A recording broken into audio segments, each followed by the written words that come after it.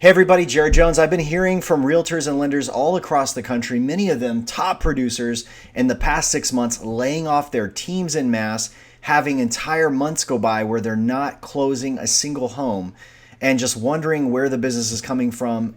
You're noticing that a lot of folks are hiring the coaches again and worrying about budgets for the first time in 2.5 to 3 years as something is changing. And many times in the videos in the past, I've told you guys there was going to be an exodus this year, what I thought to be around 25% of the realtors in the marketplace.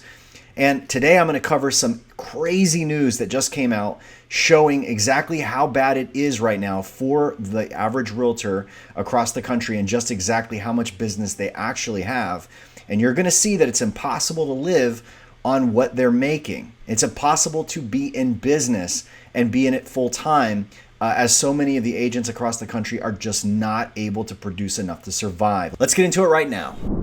As reported on Zero Hedge, 30% of all realtors could quit during the housing crash. Some of the data that's provided here was provided by Nick over at Reventure Consulting. Phenomenal information as always from him. This is a number of realtors registered in the country right now. Okay, so you can see the data here goes back to 1985. You can see that, in the early 80s, when they were actually operating and selling real estate out of books, there was less than 1 million realtors in the entire country. And then what happened in 2002? Prices took off. Greenspan created the bubble of all time. And then all of a sudden you had a huge market crash up here. But look what happened at the peak of 2007. You had a slight trough and then a complete exodus where 1.36 million realtors came down to about the $1 million mark. In fact, it dipped below it where there's only 900,000 realtors back in 2012, 2013. And now look what took place over the past 7-8 years. You had a constant climb of realtors coming in and exiting the business. You can see that it's actually peaked. In all likelihood, we are probably at the very top. And one of the most ominous signs of that is if you scroll down and actually look at some data that NAR put out, that Reventure Consulting put on a graph. Home sales per realtor, existing sales per realtor is now at 2.5 transactions. Okay, so that means according to all the sales that we'll do in a year, 4.1 million sales is the current trend. At 1.6 million realtors, which I just showed you as the current membership, there is literally 2.5 transactions. So I think the average home price probably yields a commission around $10,000. So the total possible receivables, if you were to do 2.5 transactions, you're somewhere around $18,000 to maybe $25,000, depending on where you are in the country. Now, one thing you got to consider is the cost of being a realtor. And when you get into the business, you have a lot of costs. So one thing that is interesting about real estate is that the nature of it provides that realtors are constantly cycling in and out of the business. In fact, the recidivism rate is around 80% of realtors do not make it to their 5th year in the business. So it's almost like the small business success rates. It's very poor. So in the business, you have a constant outcycling of people who came in, paid the broker a bunch of money, maybe sold a house or two, ended up paying realtor dues at almost $1,000 a year, might have paid marketing expenses to support themselves. They also, by the way, licensing in Florida and any other state, it carries a yearly cost. So you're paying hundreds of dollars a year to support your license. You're paying a monthly fee to be a part of the multiple listing service. You're paying a monthly fee so you can actually have an electronic key that allows realtors into those electronic key safes to have the ability to show houses.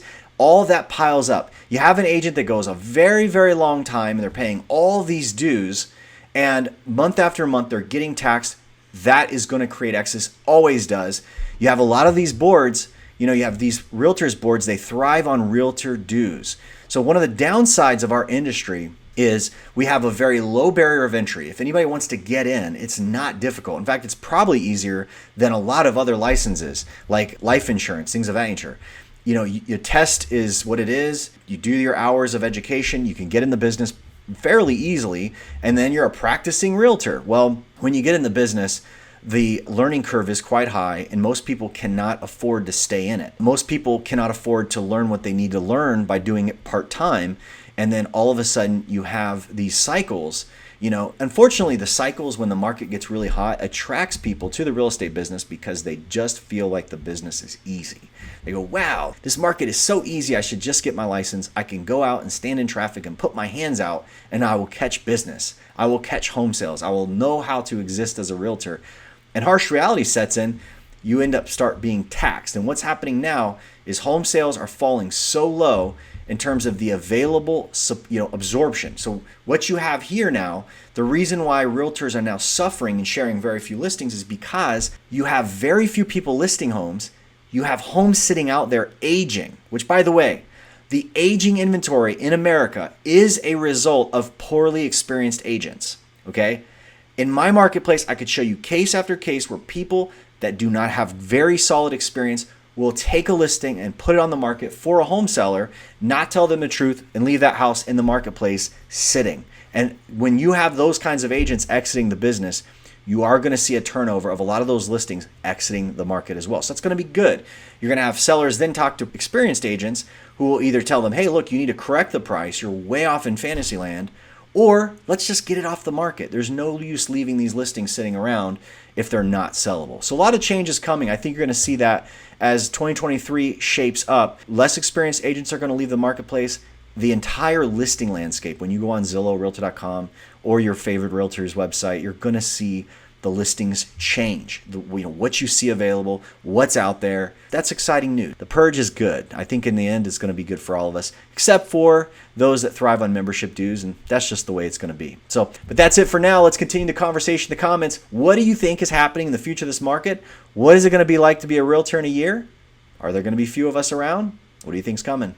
And as always, if you appreciate the commentary, hit the like button, smash that like button, and we'll see you on the other side. Thanks.